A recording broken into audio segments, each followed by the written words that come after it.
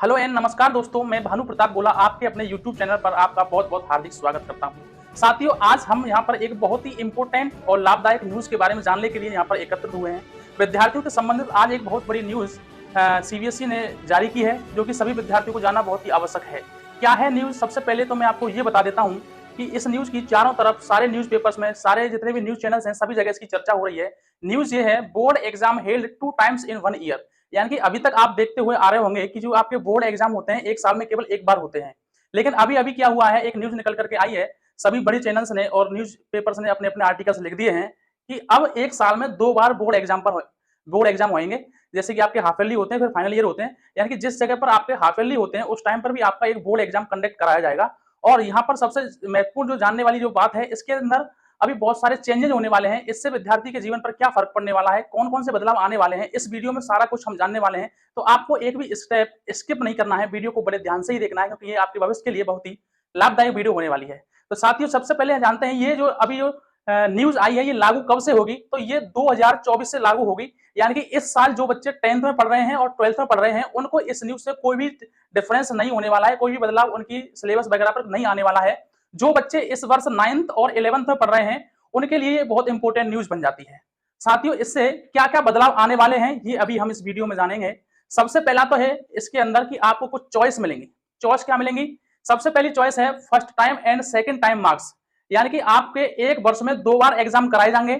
तो आपके पास चॉइस होगी कि आपके मान लो फर्स्ट वाले जो टाइम एग्जाम हुआ था, उसमें ज्यादा मार्क्स आए और सेकंड टाइम जब एग्जाम कराए गए तो आपके कम मार्क्स आए। तो आपके पास ये चॉइस रहेगी कि जिस एग्जाम में आपके ज्यादा मार्क्स आए, ज्यादा नंबर आए, उसको आप प्रेफर कर सकते हो, उसको अपनी मार्कशीट में ऐड करा सकते हो। दूसरी चॉइस आपके पास ये रहेगी, choice of subject in any stream.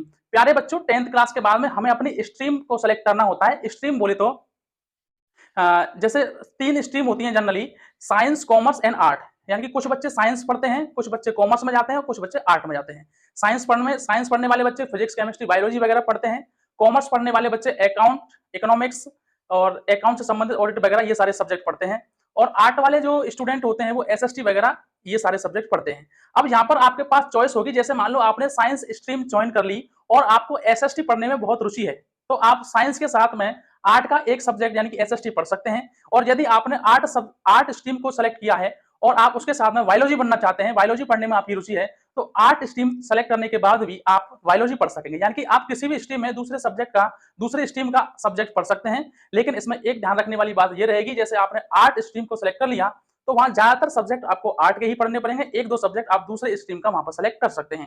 तीसरी चॉइस यहाँ पर यह है ऑन डिमांड एग्जाम। यानी कि यहाँ आप अपनी डिमांड पर एग्जाम करा सकते हो। जब आपका जो सिलेबस है कंप्लीट हो जाए, आप अच्छे से प्रिपेयर कर सको, उस समय पे आप डिमांड कर सकते हो एग्जाम के लिए। और बहुत सारे इंपॉर्टेंट पॉइंटर हैं, जैसे अभी जब ये पॉलिसी को अप्लाई किया जाएगा 2024 के अंदर, तो आपका जो सिलेबस है वो भी नया आएगा। अभी आप जो सिलेबस पढ़ रहे हैं उसमें कुछ चेंजेस करे जाएंगे। दूसरा पॉइंट यही है, करेक्शन इन सिलेबस। आपके सिलेबस में कुछ करेक्शंस किए जाएंगे। हो सकता है उसमें से कुछ चैप्टर्स को हटा दिया जाए और हो सकता है कुछ नए चैप्टर्स को जोड़ा जाए, या फिर ऐसे बहुत सारे वहां पर कुछ करेक्शंस किए जाएंगे। तीसरा है न्यू बुक्स, और आपकी नई किताबें आने वाली हैं। अभी तक आप जो किताबें पढ़ रहे थे, वो सभी जो किताबें हैं उनको हटा करके न्यू बुक्स आपकी आएंगी 2024 के अंदर। अच्छा, एक चीज और यहाँ पर समझने की कोशिश करेंगे कि यहाँ पर आपको कम से कम 2 भाषाएं तो पढ़नी पड़ेंगी, जिनमें से एक इंडियन होना जरूरी है। यानी कि आप जैसे मान लो एक तो हिंदी पढ़ सकते हो, और हिंदी के साथ में आप चाहो कि मैं फ्रेंच भाषा पढ़ना चाह रहा हूं तो फ्रेंच पढ़ सकते हो, जर्मन पढ़ सकते हो, यानी कि विदेशी कोई भी भाषा पढ़ सकते हो। लेकिन शर्त ये रहेगी, उसमें से कम एक भाषा इंडियन होनी चाहिए। दोनों होंगी तो भी चल जाएगा, लेकिन कम से कम एक तो इंडियन होनी चाहिए। ऐसा नहीं हो सकता कि दोनों ही भाषा आप विदेशी पढ़ना चाहो, उसमें कम से कम एक इंडियन लैंग्वेज होनी चाहिए, ऐसा इसमें प्रावधान है।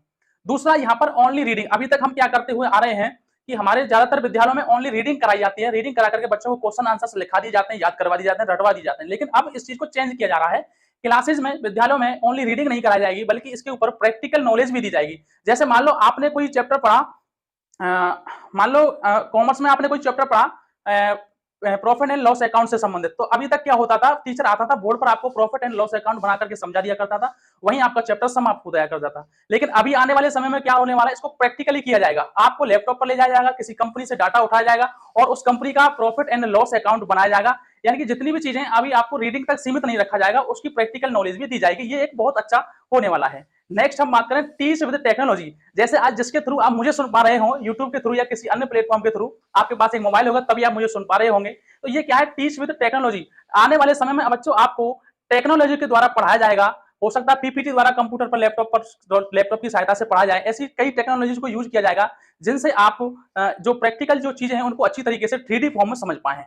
नेक्स्ट हम बात करें, आपकी जो बोर्ड की एग्जाम की जो कॉपी चेक होंगी वो एक यूनिवर्सिटी सर्टिफाइड टीचर्स के द्वारा चेक की जाएंगी। अभी तक भी होती थी, लेकिन अभी उस पर और जोर डाला जाएगा कि अच्छे टीचर्स द्वारा आपकी कॉपीज चेक की जाए। इसलिए यहाँ सवाल उठता है बच्चों, अब आपको पढ़ना होगा, पढ़ना होगा, पढ़ना होगा, क्योंकि अब आपके विद्यालय के टीचर्स आपकी कॉपी चेक नहीं करेंगे, अदर टीचर्स आपकी कॉपी चेक करेंगे, जैसा कि बोर्ड में होता भी है। लेकिन अब थोड़ी सी और सख्ती आने वाली है, तो मेरा सभी से रिक्वेस्ट है कि अब यहाँ से आप रट्टाफिकेशन बंद करें और अच्छी तरीके से पढ़ना स्टार्ट करें।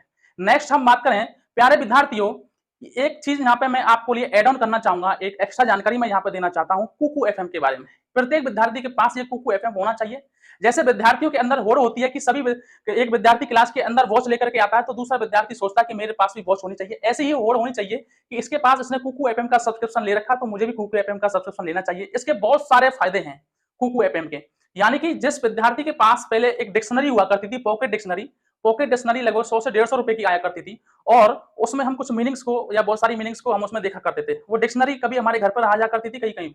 एक कुकू एफएम क्या है, कुकू एफएम पर हजारों किताब हैं। जैसे मान लो आप क्लास 9th में पढ़ते हैं और क्लास 9th में आप एसएसटी का कोई भी सब्जेक्ट ऑडियो फॉर्म में सुनना चाह रहे हैं, तो आपको क्या करना, कुकू एफएम पर जाएंगे, क्लास 9th सब्जेक्ट डालेंगे, अपना चैप्टर का नाम डालेंगे, वही चैप्टर ऑडियो की फॉर्म में बहुत अच्छी भाषा में आपके मोबाइल में चलना स्टार्ट हो जाएगा, और आप अपना एयरफोन कान में लगा करके उस पूरे चैप्टर की समरी को बहुत ही अच्छी तरीके से सोते हुए, लेटते हुए, बस में यात्रा करते हुए सुन सकते हैं। तो ये बहुत सारे फायदे हैं कुकू एफएम के। कुकू एफएम को लेना कहां से आपको, आप प्ले स्टोर से जाकर के कुकू एफएम ऐप डाउनलोड कर सकते हैं। लेकिन आपके फायदे की बात एक बता देता हूं मैं, डिस्क्रिप्शन में भी एक लिंक दिया गया है कुकू एफएम का। यदि आप प्ले स्टोर से जाकर के डायरेक्ट डाउनलोड करते हो तो आपको 99 रुपीज देने पड़ेंगे इसके सब्सक्रिप्शन के, और जो वीडियो के डिस्क्रिप्शन में लिंक दिया गया उससे जाकर के परचेज करते हो तो आपको ओनली 49 रुपीज देने होंगे सब्सक्रिप्शन के, यानी कि आपका कुछ फायदा हो जाएगा। इसलिए आपको वीडियो के डिस्क्रिप्शन में जो लिंक दे रखा है उसी के थ्रू आपको कुकू एफएम को परचेज करना है।